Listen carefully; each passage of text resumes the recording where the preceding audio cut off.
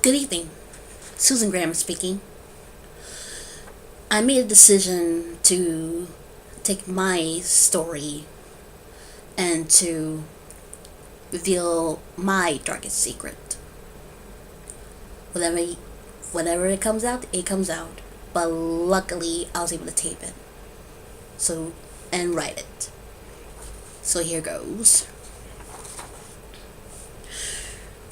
After everything that has happened this past week, after the scandal of sexual harassment allegations against the race mogul Harvey Weinstein, many women have stepped forward stating that they have been sexually harassed by Weinstein and new allegations against his brother.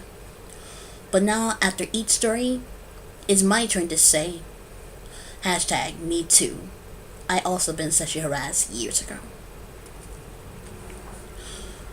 I was in the 8th grade on a school bus, cheese bus we call it back then. I felt fine until one of the boys approached me in the back with vengeance, and I didn't like his style at all. He was the same age as I am, but a few months older than me. He was trying to get me to calm down, but I was hesitant to say something. But he kept on saying, come on, come on. But no matter how hard I tried to resist,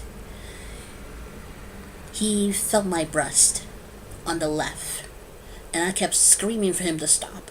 But he forced me to zip it as he kept on feeling my breast until I reached home. On a rainy day home from school was something I'll never forget. I was 13 years old and didn't understand what happened. But all I know, it was me feeling confused. I couldn't tell my parents then, due to the fact that I'll get the blame for it happening to me in the first place. I haven't seen that boy since then, but if he's listening, I'll say to you, you left me with a painful moments that I didn't have to bear throughout my teens or my year in the 8th grade. You don't have remorse for what you done to me on that day on the school bus. It's unforgivable. My advice to teen girls who ride the school bus to school is to signal by screaming for help and make sure a bus supervising chaperone is also present as well, so you can tell her what had happened. Sexual harassment is nothing to play with. With it, happened to me. It happened to me. And it could happen to you if you're not careful. For a long time, I felt like it was my fault. Because I am a woman.